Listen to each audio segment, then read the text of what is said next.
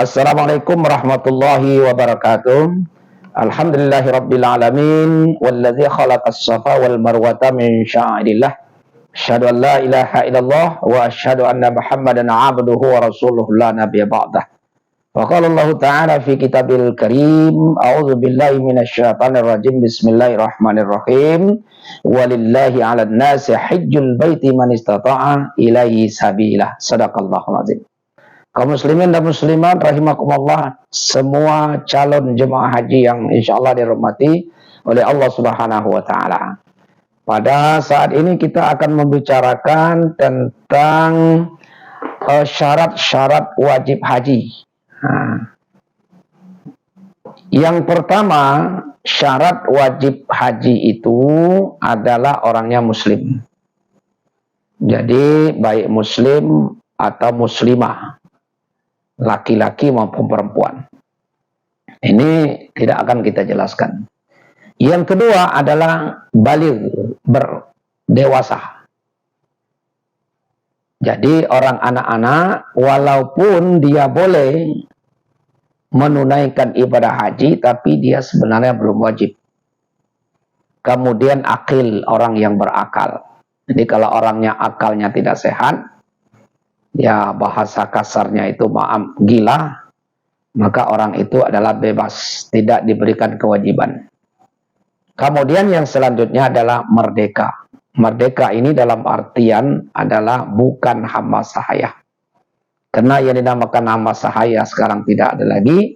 Apa arti merdeka di sini? Artinya orang ini tidak dalam keadaan dijerat hukum, tidak di dalam kurungan, artinya memang dia dalam keadaan bebas.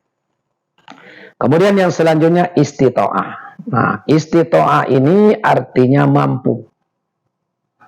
Mampu ini banyak para ulama memahami tentang mampu. Nah, kita ambil 3 saja yang maksud dengan mampu di sini. Yang pertama adalah mampu biaya. Biaya berangkat, biaya pulang.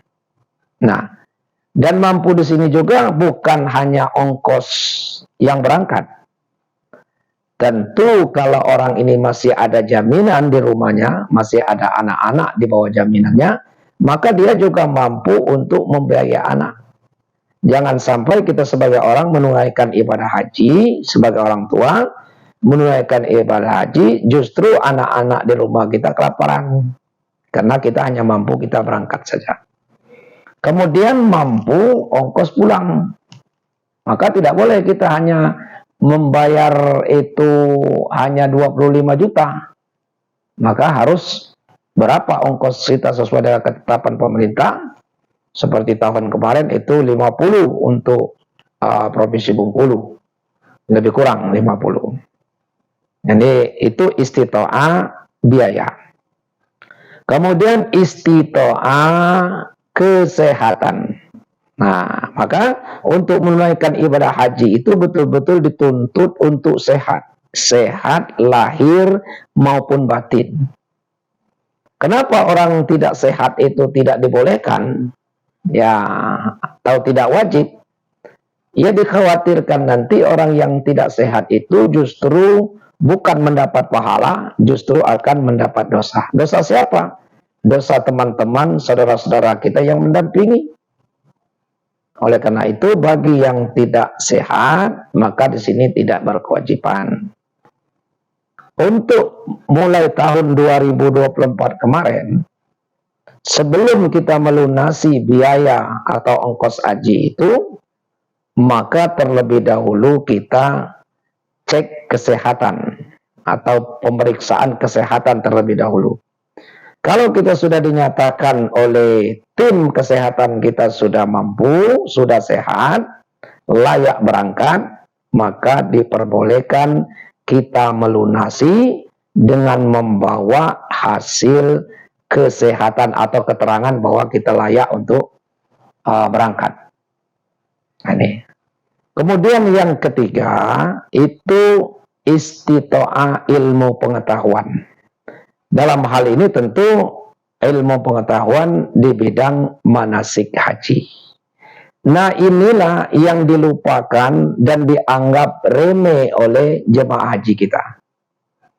Karena menurut pengalaman-pengalaman kita sering membantu ataupun membimbing jemaah, hanya sedikit saja para jemaah kita ini yang sudah betul-betul istita'ah ilmu pengetahuan tentang manasik haji. Hanya nekat-nekat saja. Nah, oleh karena itu saya menghimbau kepada seluruh bapak-bapak, ibu-ibu, calon jemaah haji yang akan datang, sebelum berangkat minimal setahun sebelum itu kita sudah belajar. Jangan kita mengandalkan pembimbing. Perlu diketahui oleh bapak ibu sekalian, kita yang namanya pembimbing kloter itu hanya ada 5. Yang pertama namanya ketua kloter, yang kedua pembimbing ibadah 1 orang, yang ketiga dokter, dan didampingi oleh 2 perawat. 5. Ini namanya pengurus ataupun petugas kloter. Nah, nanti mungkin dibantu oleh TPHD atau PHD yang diutus oleh gubernur atau yang dibiayai oleh gubernur atau pemerintah daerah masing-masing. Nah,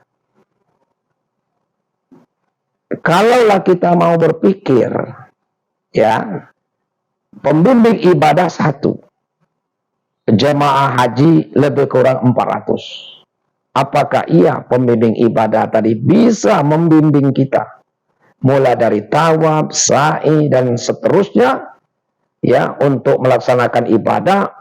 1 pembimbing ibadah membimbing orang 400 sekali masuk ke Masjidil Haram, tidak akan mungkin. Nah, maka kita dituntut untuk istita'ah ilmu pengetahuan tentang manasik haji. Diharapkan seluruh jemaah haji itu akan menjadi haji mandiri. Artinya dia tidak tergantung dengan pembimbing. Nah, kalau kita hanya tergantung kepada pembimbing, inilah yang sering banyak terjadi, masyarakat kita hajinya tidak sah. Bagaimana menjadi haji mabrur? Hajinya saja tidak sah. Kadang-kadang dia melaksanakan sa'i tidak, atau melaksanakan dia melaksanakan tawaf itu hanyalah 1 putaran, 2 putar, 3 putar, karena terpisah dengan teman, terpaksa dia tidak melanjutkan pekerjaan itu atau ibadah itu. Tapi kalau kita sudah mampu memahami ilmunya tentang tawaf, sa'i, dan sebagainya, terserah. Kadang-kadang kita terpisah dengan teman dan kelompok kita, tidak ada masalah, kita bisa melanjutkan. Nah, maka kepada bapak-bapak atau ibu-ibu, saya menghimbau sebelum ini belajarlah. Bisa melalui KBIH atau KBIHU, bisa kita melalui pribadi, privat, silakan. Yang penting kita belajar. Maka saya tiap tahun itu membuka secara pribadi bagi ibu-ibu, bapak-bapak calon jemaah haji yang ingin ya berangkat, itu kita latih. Minimal sampai 15 kali pertemuan.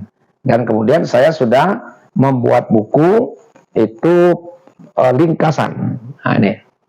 Nah, contohnya ini. Jadi ringkasan jemaah. Jadi mulai dari kita beribadah, mulai umroh sampai kita melaksanakan selesai ibadah haji ada di sini. Nah, jadi cukup kita membawa ini, mempelajari ini, insya Allah kita bisa melaksanakan ya seluruh rentetan amal ibadah haji itu, baik yang wajib maupun yang sunnah-sunnah, baik itu rukun haji maupun wajib haji. Dan insya Allah setelah haji kita menjadi haji yang sah, dan tentu kita berdoa dan bermohon kepada Allah supaya haji kita menjadi haji yang mabrur dan haji yang mabrurah. Dan insya Allah dengan haji mabrur dan mabrurah inilah akan mengantarkan kita menjadi manusia yang menang, baik menang di dunia dan insya Allah kita akan menang di hari akhir nanti.